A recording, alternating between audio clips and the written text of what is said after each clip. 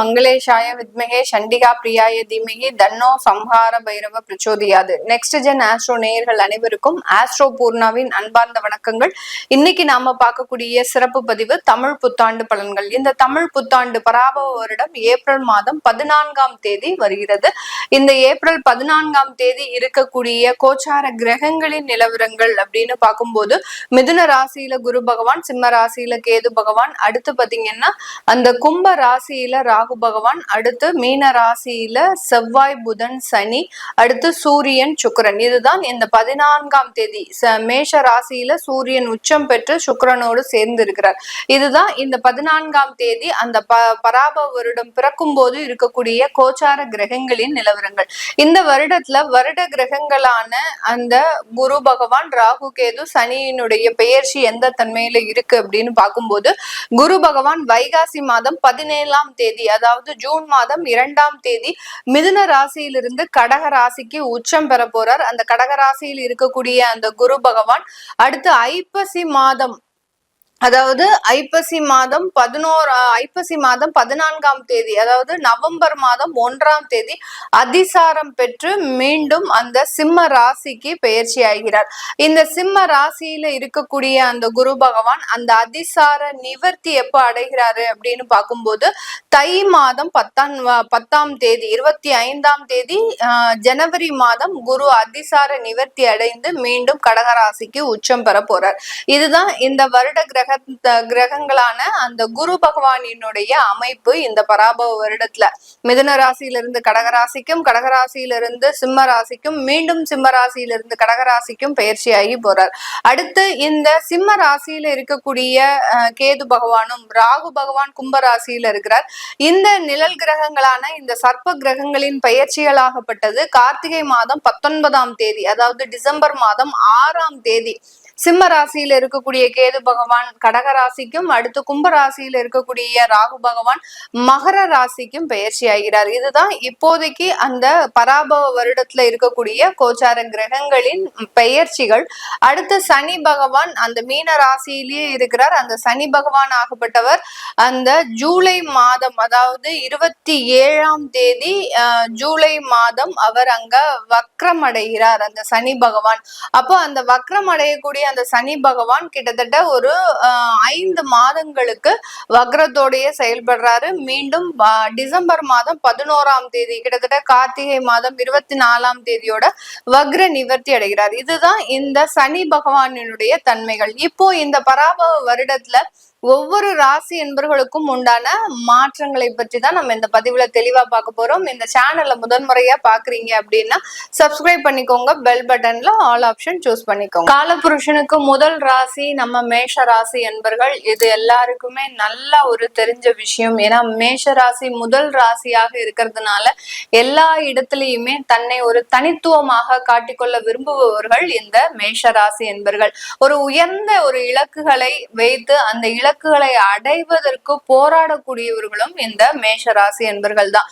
எதுவுமே ரொம்ப சுலபமாக இந்த மேஷ ராசி என்பர்களுக்கு கிடைக்காது. எப்போதுமே நம்பர் 1 இருக்கணும்னு நினைக்கக்கூடியவர்கள் அந்த மேஷ ராசி என்பர்கள். அந்த நம்பர் 1 அப்படின்றத இலக்கை அடையிறதுக்கு பாத்தீங்கன்னா அதிகப்படியான போராட்டம், அது அதிகப்படியான ஒரு தியாக மனப்பான்மை, குடும்பத்துல இருக்கக்கூடியவர்கள் எல்லாரையும் விட்டுட்டு வெளிநாட்டுல போய் வேலை பார்க்கறது, எவ்வளவோ வருடங்கள் பிரிந்து இருந்தாலும் அதை மனதுல போட்டு பெரிய அளவுக்கு வருத்தி கொள்ளாமல் தன்னுடைய குடும்பம் நல்லா இருக்கணும், தன்னை சார்ந்தவர்கள் நல்லா சந்தோஷமா இருக்கணும், இவர்கள் என்ன கஷ்டப்பட்டாலும் பரவாயில்ல, தன்னை சார்ந்து இருப்பவர்கள் ரொம்பவும் ஒரு அமைதியான மனநிலையோடு இருக்கணும்னு நினைக்கக்கூடியவர்கள் நம்ம மேஷ ராசி என்பர்கள். இந்த மேஷ ராசி என்பர்களுக்கு இந்த பராபவ வருடத்துல பாத்தீங்கன்னா அதிகப்படியான ஒரு நன்மைகளும் கிடைக்கும், அதிகப்படியான ஒரு பிரச்சனைகளும் வரக்கூடிய ஒரு வருடமாக இருக்கும். ஏன் அப்படி இருக்க போகுது அப்படின்னு கேட்டீங்கன்னா, வருடம் ஆரம்பிக்கும் போது உங்களுக்கு அந்த குரு பகவானினுடைய பெயர்ச்சிகளும், அடுத்து பாத்தீங்கன்னா வருடத்தின் இறுதியில அந்த குரு பகவானினுடைய பெயர்ச்சியும்,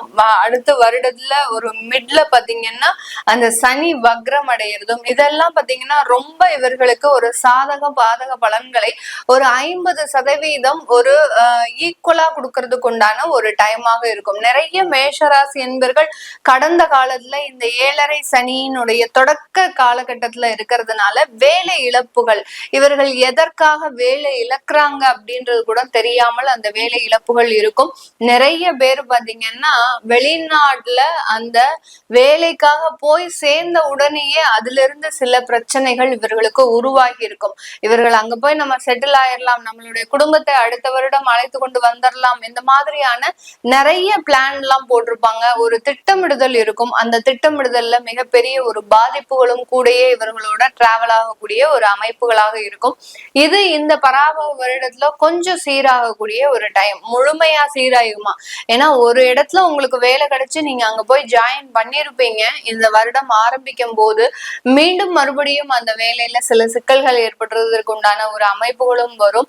இந்த வேலையில நிரந்தரம் இல்லாமல் இருக்கும் போது மறுபடியும் நம்மளுடைய சொந்த ஊருக்கு பிரயாணம் செய்யணுமா அப்படின்ற ஒரு கேள்விக்குறி இருக்கும். அதுக்கு எல்லாத்துக்குமே வாய்ப்புகளே கிடையாது. இந்த மேஷராசி என்பவர்களுக்கு இங்க உங்களுக்கு மீண்டும் ஒரு நல்ல வேலை கிடைப்பதற்கு உண்டான ஒரு அமைப்புகள் வரக்கூடிய ஜூன் மாதத்திற்கு மேலாக உங்களுக்கு ஒரு சாதகமான ஒரு சூழ்நிலை இந்த கோச்சார கிரகங்களின் மூலமாக கிடைக்க போகுது.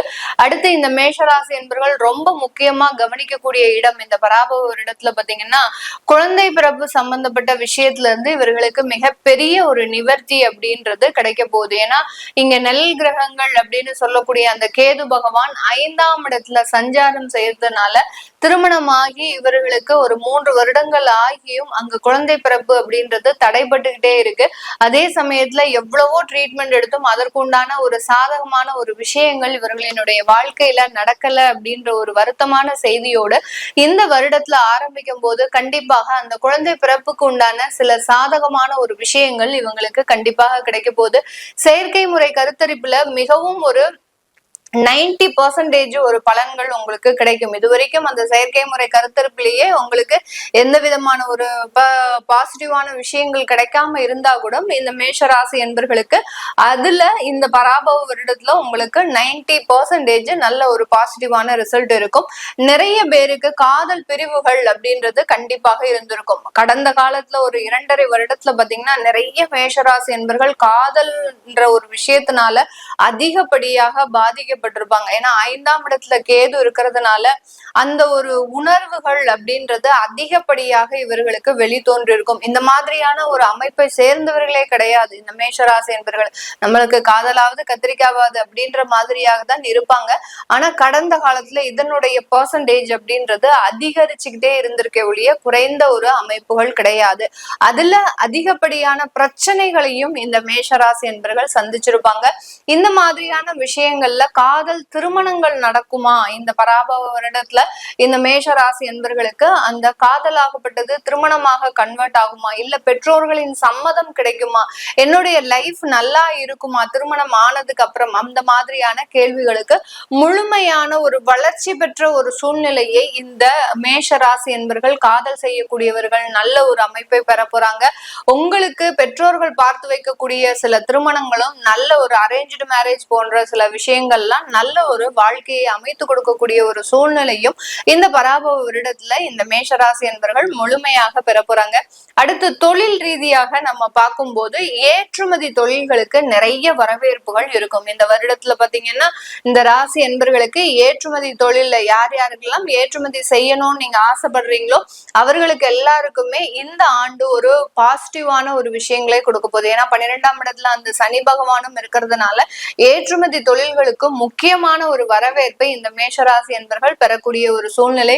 அடுத்து மருத்துவம் சார்ந்த தொழில இருக்கக்கூடியவர்கள், ஒரு மெடிக்கல் எக்யூப்மெண்ட்ஸ் பண்றீங்க, ஒரு டீலரா இருக்கிறீங்க, இல்ல ஒரு கார் ஷோரூம் வச்சிருக்கிறீங்க, இல்ல ஒரு மெடிக்கல் கெமிக்கல் சம்பந்தப்பட்ட சில விஷயங்களை நீங்க எக்ஸ்போர்ட் பண்ணணும்னு நினைக்கிறீங்க, இது எல்லாமே இந்த மேஷராசி என்பவர்களுக்கு இந்த வருடத்துல அதிகப்படியான பல மடங்கு வருமானத்தை பெற்று தரக்கூடிய ஒரு ஆண்டாக தான் இருக்க போகுது. இந்த இடத்துல நம்ம கவனிக்க வேண்டிய ஒரு விஷயம் என்ன அப்படின்னா இந்த ராகு கேதுக்கள்னால சில பிரச்சனைகள் இந்த மேஷராசி என்பவர்களுக்கு தொழில் ரீதியாக வரக்கூடும்.